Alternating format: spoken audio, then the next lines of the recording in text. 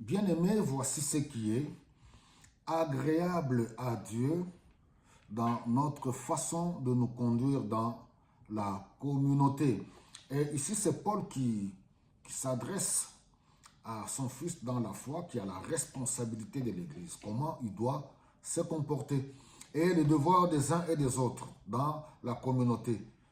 Alors, c'est tellement intéressant, voyez, 1 Timothée au chapitre 5, on prend le premier verset, il dit, là il s'adresse à Timothée, suite aussi à la vie précaire dans la communauté, face à la pauvreté, face aux nécessités.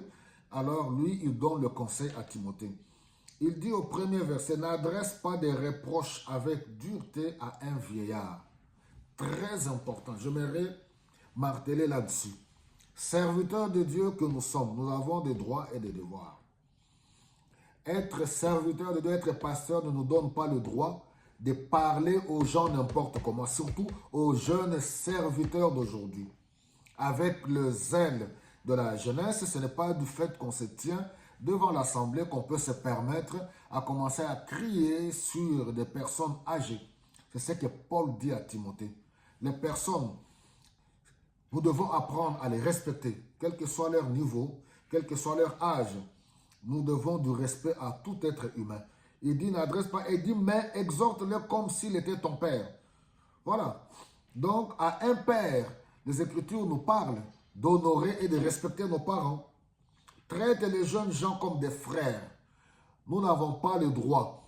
Les frères dans l'église, les jeunes gens, on doit les traiter comme des frères. Les femmes âgées comme des mères et les jeunes femmes comme des sœurs avec une entière pureté.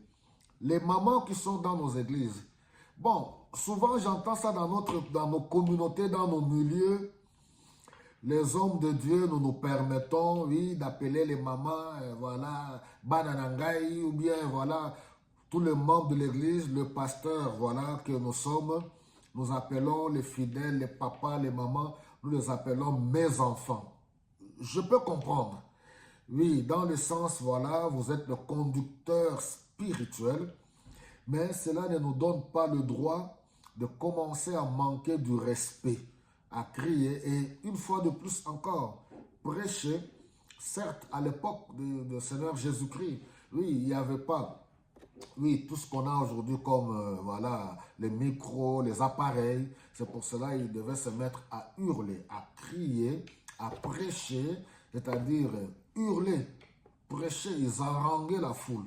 Alors aujourd'hui, nous avons des micros, nous avons des baffles, le sono est là. Des fois, je vois certaines personnes se mettre à crier. Vous allez mourir pour rien, vous allez attraper des maladies pour rien. Je pense que la parole de Dieu, moi je vois ça, c'est la nourriture spirituelle. Nous devons en parler avec élégance. On doit en parler avec pureté, avec humilité, pour que les gens comprennent de quoi il s'agit. Notre but, ce n'est pas de mettre les gens dans un état d'excitation pour qu'ils commencent à crier Amen, Alléluia, qui se lèvent. Après, on dit voilà, on a l'onction. Des fois, c'est du cinéma, ce n'est pas l'onction.